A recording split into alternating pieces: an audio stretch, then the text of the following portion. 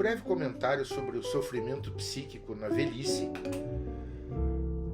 a partir de um outro lugar que não o da compreensão a partir da inserção desses fenômenos no glossário de psicopatologia, das compreensões nosológicas, né, suas apresentações, na compreensão dos avanços da neurociência e, por consequência, da melhora da eficiência dos psicofármacos, que é de extrema importância. Pois bem, isso posto como médico, que é a minha formação, ok, absolutamente necessário, oportuno e nos ajuda de forma óbvia, não é? Porém, como psicanalista, eu quero fazer um comentário breve a partir de um outro lugar, uma outra perspectiva que não anula a primeira.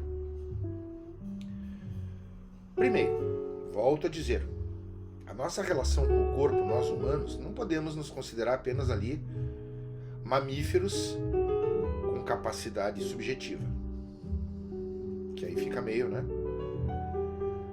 A gente não é só o corpo, a gente tem, isso eu repito sempre, mas é importante pensar nisso.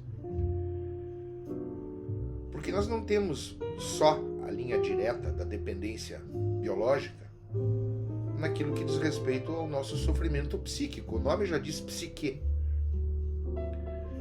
Psiquismo não é cerebral. Psique é uma instância que, para ser percebida como tal, com todas as suas infinitas considerações, depende, obviamente, da integridade de um aparato físico, ok? Cerebral, etc. Mas isto posto, é preciso muitas vezes compreender o sintoma, e aí eu falo especialmente da velhice, que é o assunto dessa fala de hoje aqui, que de repente, justamente por conta do sujeito estar funcionando bem, fisicamente, por assim dizer, ele em suas considerações talvez não se dê conta de que o sintoma que está ali assoberbando seja por conta de uma falência de toda uma construção conceitual que ele fez das suas coisas, do mundo e de tudo mais. É uma afirmação um pouco leviana dizer que se trata de uma doença e tem que ser tratada só com medicação. Não é isso, de jeito nenhum. Perdão. É muito importante considerar que, especialmente na velhice, e cada um é velho do seu jeito, e aí a gente sai da estatística para ir no 1 a 1, sem o apagamento da régua uniformizadora sobre aquilo que é do caráter individual, né? Então, muitas vezes na velhice, e aí a diferença é enorme, porque tem uma história vivida no indivíduo de 60, 70, 80 anos,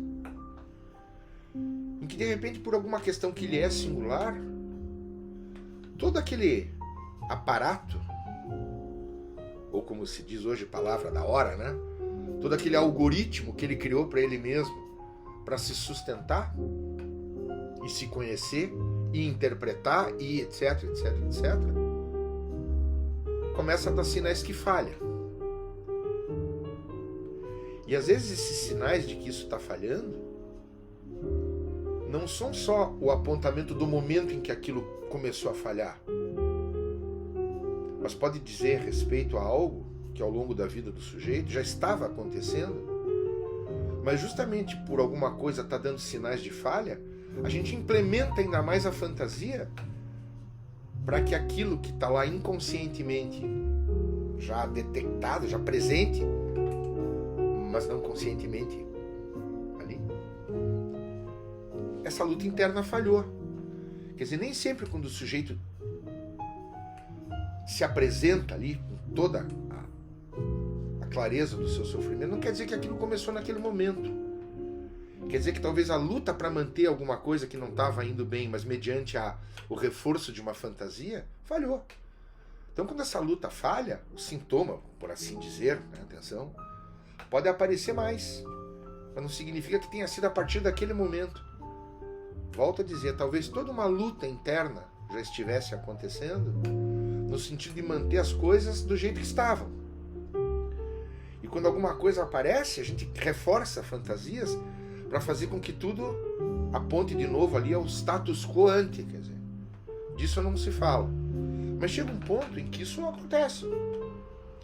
Agora imagina, volto a dizer, um indivíduo de mais de 60, por exemplo. 70, sei lá. Que de repente tudo aquilo parece que não tem mais substância. Então não é só medicar, né? É preciso entender que, por exemplo, hoje, na contemporaneidade, o que acontece no aspecto mais geral? Tem lá o singular. A gente tem o quê? O cara mais velho tá fora. Completamente. O meio como o laço social se desenvolve hoje, a partir da mediação de redes, que inclusive estão sendo mediadoras, ou oferecem-se a partir dali, certos contatos com questões traumáticas, por exemplo, o real do sexo e essas coisas, lá de trás, lá na infância, por exemplo. Essas crianças estão entrando em contato com uma forma completamente determinada por essas apresentações aí de redes sociais, né? Então o que a gente vê hoje? A sociedade está mais descolada? Mentira, tá nada. As pessoas estão mais próximas, estão mais ali juntas, isso o quê? Acho que não. Eu acho que elas estão fechadas cada vez mais nos seus arcabouços, nas suas inserções em nichos determinados por uma lógica de funcionamento, e se elas estão mais próximas realmente, num laço social mesmo, acho que não. Então imagine, um mundo que está envelhecendo, um mundo em que o próprio velho está deixado de lado, num mundo em que todo um sistema de funcionamento, de laço social, de lógica, de consumo e tudo mais, já não atende mais aquilo em que o indivíduo se sustentava. Quer dizer, quando tudo isso começa a falhar, é muito delicado, e aí não estou falando só de solidão na velhice, mas do quanto é importante perceber que quando o indivíduo está desalojado de si mesmo na velhice, e isso, diferentemente de uma pessoa bem mais jovem, tem um peso enorme, porque ele tem muito mais passado do que futuro, a constatação de que olhando no retrovisor não era bem isso, e a constatação de que olhando para frente não tem muito mais. É uma perspectiva pessimista, não é uma perspectiva real. Um cara de 70 vai viver muito menos que um sujeito de 13, ora bolas. E aí o que fazer com isso? Então eu preciso considerar que muitas pessoas dizem assim, não vai fazer análise depois de velho, não vai... Isso é uma asneira, isso é uma grosseria, porque o idoso, o cara mais velho, ele tem sim a oportunidade de dar conta e empreender no tempo que lhe resta alguma coisa que lhe permita sustentar-se verdadeiramente melhor, não ter uma vida alegrinha, posto que isso é também essa busca de felicidade desse jeito tóxico é uma bobagem do contemporâneo, mas que o sujeito possa sustentar-se menos solitário de si mesmo. Então, assim, medicar porque não há tempo para que uma análise ou uma terapia, sei lá, embora sejam coisas muito diferentes do ponto de vista epistemológico, não são indicadas, são sim. Eu acho que justamente por isso é preciso oferecer-se como alguém que pode ajudar essas pessoas. E pode-se dizer a elas que elas têm um lugar para onde endereçar a sua angústia e que há sentido nesse sofrimento. Eu estou falando de acolhimento, de dar um espaço e uma oportunidade para o sujeito conseguir organizar algo de uma plataforma fixa que lhe sirva para viver o tempo que lhe resta sem o abandono de si mesmo.